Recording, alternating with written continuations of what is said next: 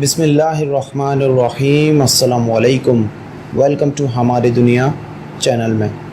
दोस्तों, आज के इस दौर में ज़िंदगी को आसान से आसान बनाने में साइंस एंड टेक्नोलॉजी का बहुत बड़ा हाथ है, लेकिन इस साइंस और टेक्नोलॉजी को समझने में बहुत से जानों का नुकसान हुआ है।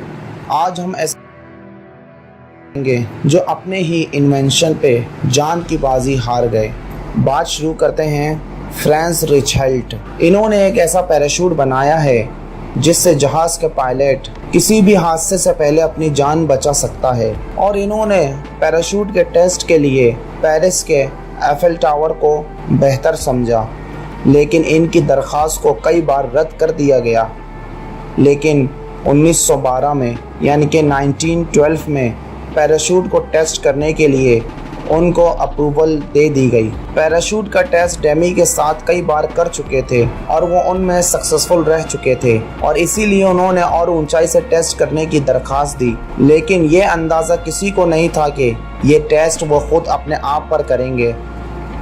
एफिल टावर पहुंचकर उन्होंने बताया कि वो खुद पैराशूट पहनकर टेस्ट करेंगे, जिसके बाद उनके दोस्तों ने उनको बहुत समझाने की कोशिश की। बहुत सी वजहों की बिना पर उनको रोकने की कोशिश की, मगर वो नहीं माने। 187 फीट की ऊंचाई से उन्होंने छलांग लगाई और बदकिस्मती से उनका पैराशूट ने काम नहीं किया और वो वहीं गिरकर उनकी मौत हो गई।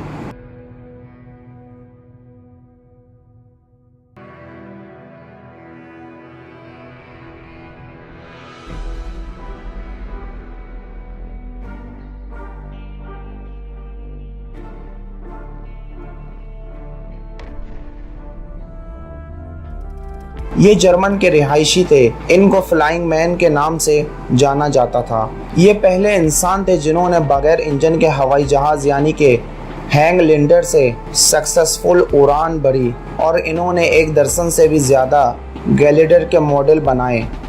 9 अगस्त 1886 ऑटो लिलेंथन ने रायना हिल पर अपनी आखिरी उड़ान भरी।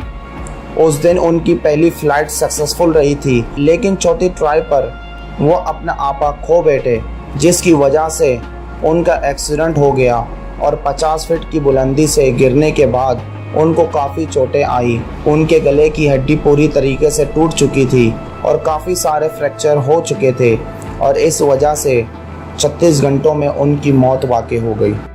अलेक्जेंडर बुगदानोव, ये रशिया के रिहायशी और मशहूर साइंसदान थे। ये एक फिलोसोफर राइटर भी थे। इन्हीं ने खून चढ़ाने में अपने आप को पेश किया था। ये उनमें से एक थे जिन्होंने इंसानों में खून चढ़ाने का एक्सपेरिमेंट किया था। असल में ये चाहते थे कि इंसान में खून चढ़ाने की मदद से वो इंसान को बूढ़ा होने से बचाएं, या फिर बुढ़ापे से जवान, या फिर हमेशा के लिए ज़िंदा रखना चाहते थे। इसीलिए इन्होंने अपने आप पर एक्सपेरिमेंट किए और बार बार किए। इन्हीं का एक स्टूडेंट जिसको मलेरिया और टीबी था, इन्होंने उसका खून अपने आप पर चढ़ा लिया, जिसकी वजह से इनकी मौत हो गई। हेनरी स्मोलिंस्की, हेनरी एक इंजीनियर थे। वो एक कमर्शियल फ्लाइंग कार बनाना चाहते थे, इसीलिए इन्होंने अपनी जॉब छोड़कर अपने दोस्त हार्लोड के साथ मिलकर एडवांस व्हीकल के नाम से कंपनी स्टार्ट की, और उसके बाद एक ऐसी कार बनाई जिसको चलाया भी जा सके और विंग लगाकर उड़ाया भी जा सके। जब यह कार तैयार हो गई तो इन्होंने एक्सपेरिमेंट करना चाहा। एक्सपेरिमेंट में टेक ऑफ के बाद साइड के विंग्स निकल गए, जिसके बाद कार क्रैश हो गई, जिसमें कार उड़ाने वाले हेनरी और उनके दोस्त मौके पर ही मौत के हवाले हो गए। और उसके बाद ऐसी कार किसी कंपनी ने कभी बनाने की दिलचस्पी जाहिर नहीं। थॉमस एंड्रयूज़, इन्होंने ही दुनिया के खूबसूरत तरीन पानी के जहाज़ को डिज़ाइन किया था, और इन्होंने ही 46 यानी कि 46 लाइफ बोट्स रखने का आइडिया दिया था, लेकिन सिर्फ 20 लाइफ बोट्स ही रखे गए, और बदकिस्मती से टाइटैनिक के डूबते वक्त थॉमस जहाज़ पर ही मौजूद थे। इन्होंने ही टाइटैनिक के आखिरी के लम्हों में लोगों को लाइफ जैकेट्स दिए और लाइफ बोट्स में बिठाया। इन्होंने अपने आखिरी लम्हे ऐसे ही गुजारे। थॉमस को आखिरी बार फर्स्ट क्लास स्मोकिंग रूम में देखा गया था, उनकी डेड बॉडी टाइटैनिक में कभी नहीं मिली और थॉमस को एक हीरो के रूप में देखा जाता है। दोस्तों बस आज के लिए इतना ही। उम्मीद है कि आपको वीडियो अच्छी लगी होगी।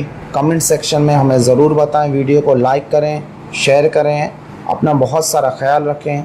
जब तक के लिए अल्लाह निगहबान।